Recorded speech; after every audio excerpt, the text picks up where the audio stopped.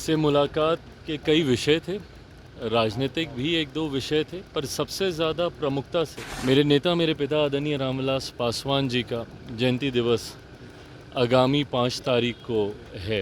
इस साल भी उनका जयंती दिवस हाजीपुर में हम लोग मनाने जा रहे हैं, आयोजित कर रहे हैं। उम्मीद करता हूं कि उस दिन वाले कार्यक्रम में वो उपस्थित रहेंगे। इस विषय को लेकर आज उनसे मुलाकात हुई। मांझी करें कि चिराग पासवान नासमझ है, अनुभव की कमी है। बिल्कुल ठीक कह रहे हैं भाई, अनुभव आप देख रहे हैं। आदरणीय मांझी जी मेरे पिता तुल्य हैं, उनकी उम्र और हमारी उम्र में फ़र्क देखिए कितना है। कतई उनके अनुभव से मेरे अनुभव की तुलना नहीं की जा सकती। कहीं मैं गलत जा रहा हूँ, मुझसे कोई गलती हुई हो तो ज़रूर वो मेरा मार्गदर्शन करें। आदरणीय मांझी जी मुझसे बड़े हैं, उम्र में, रुतबे में, तजुर्बे में। मैंने कहा मेरे पिता तुल्य हैं। नमस्कार, दर्श न्यूज देख रहे हैं आप और मैं हूं आपके साथ स्नेहा मनोज। देखिए, केंद्रीय मंत्री चिराग पासवान आज राज्यपाल आरिफ मोहम्मद खान से मिलने पहुंचे थे और जब राज्यपाल से मिलने के बाद केंद्रीय मंत्री चिराग पासवान का बड़ा बयान सामने आया है। उन्होंने साफ तौर पर जीतन राम मांझी को लेकर के काफी कुछ कह दिया है, क्योंकि देखिए जिस तरीके से बिहार की राजनीति में जीतन राम मांझी वर्सेस चिराग पासवान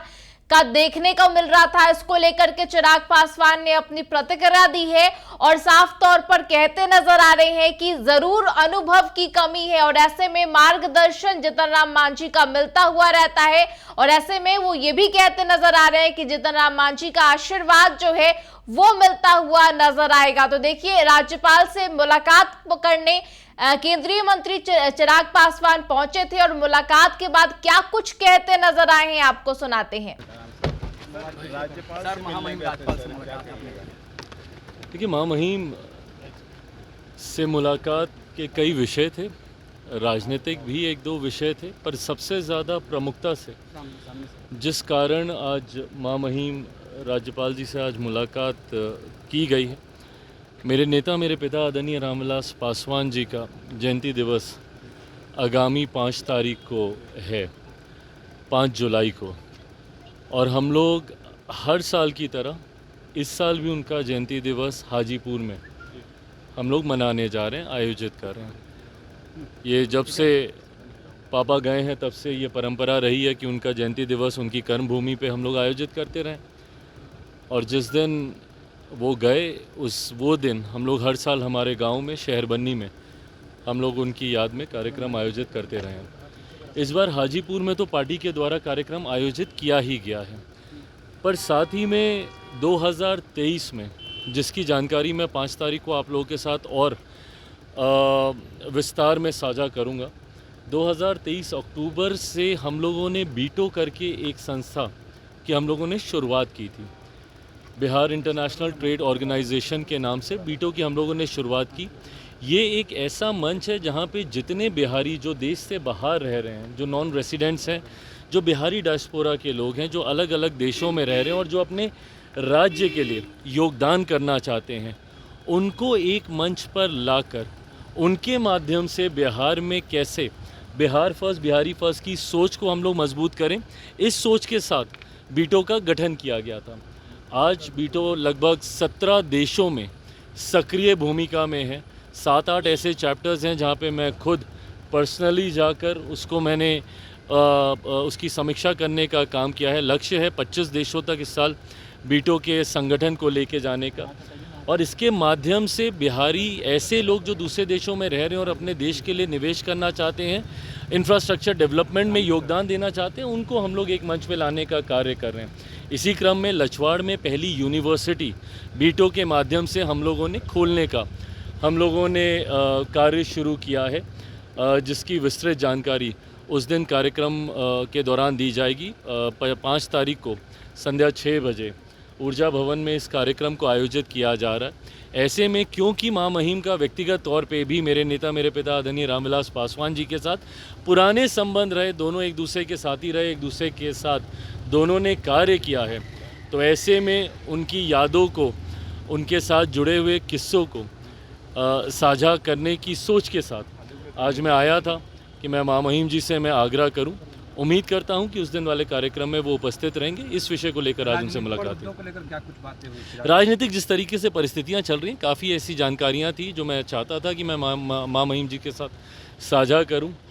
उनके द्वारा भी कुछ प्रश्न थे, उन विषयों को लेकर चर्चा हुई, कोई बहुत ज़्यादा महत्वपूर्ण नहीं। इलेक्शन कमीशन से मिले हैं जाकर के इंडिया अलायंस के लोग, इलेक्टोरल एक्सरसाइज जो हो रहा है बिहार में, क्या कहिएगा उस पर सर? इलेक्टोरल एक्सरसाइज तो अलग हो रहा है, इनकी हार का बहाना ढूंढने की एक्सरसाइज एक तरफ चल रही है। तथाकथित जितने भी इंडिया अलायंस के लोग हैं ये अलग एक्सरसाइज में लगे हुए हैं कि भैया नवंबर में बहाना क्या देंगे, क्योंकि हकीकत है जिस तरीके से आज की तारीख में एनडीए गठबंधन आगे बढ़ रहा है, जिस तरीके से ये एक विनिंग कॉम्बिनेशन है, इसको हम लोग आजमा चुके हैं इस कॉम्बिनेशन को उपचुनाव में। तो ऐसे में इंडिया अलायंस को पता है कि दूर दूर तक उनकी जीत इस बार संभव नहीं है। जो दल अपने आप को सबसे बड़ा दल मानने का अहंकार रखता है उस दल को कम से कम भीतर खाने तो ये बात समझ में आती होगी ना कि पिछली बार भी अगर एनडीए गठबंधन अपने मूल स्वरूप में रहता और हम भी उस गठबंधन का हिस्सा रहते जिस तरीके से आज हैं, तो ये लोग दहाई का आंकड़ा भी पार नहीं कर पाते। मैं राष्ट्रीय जनता दल की मैं बात कर रहा हूँ। उस वक्त राष्ट्रीय जनता दल उन्हीं जगहों पे जीत पाई जहाँ पे मैंने अपने प्रत्याशी उतारे, जिससे एनडीए के वोटों में ही उस वक्त बिखराव हुआ।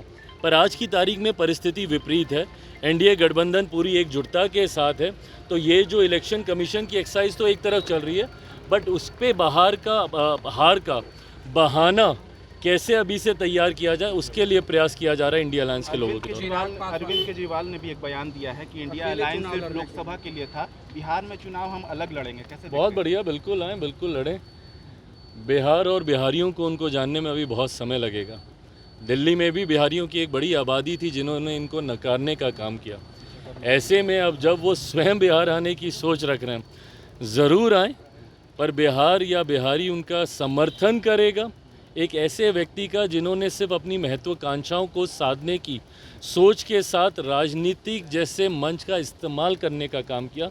कभी बिहारियों का समर्थन उन्हें नहीं मिलेगा। में प्रधानमंत्री को सर्वोच्च सम्मान मिला। मैं मेरे प्रधानमंत्री को बधाई देता हूँ, गर्व होता है भाई हम लोग को जब अलग अलग देशों में मेरे प्रधानमंत्री जाते हैं और उस देश के सर्वोच्च सम्मान से उन्हें सम्मानित किया जाता है। मुझे लगता है अपने में ये एक इतिहास है कि देश के किसी एक प्रधानमंत्री को इतने देशों का सर्वोच्च सम्मान मिले। एक भारतीय होने के नाते मुझे गर्व होता है, उनके साथ कार्य करने का मुझे सौभाग्य मिला, उस नाते मुझे गर्व होता है कि एक ऐसे व्यक्ति के साथ मैं कार्य कर रहा हूँ जिनको देश ही नहीं दुनिया के जितने राष्ट्र अध्यक्ष हैं वो अपने अपने देशों का सर्वोच्च सम्मान देकर सम्मानित करते हैं। चिराग जी, आपने बयान दलितों को कोई कुछ नहीं कर सकता, जीतन राम मांझी करें कि चिराग पासवान ना समझ है, अनुभव की कमी है उनकी। बिल्कुल ठीक कह रहे हैं भाई। अनुभव आप देख रहे हैं, आदरणीय मांझी जी मेरे पिता तुल्य हैं, उनकी उम्र और हमारी उम्र में फ़र्क देखिए कितना है।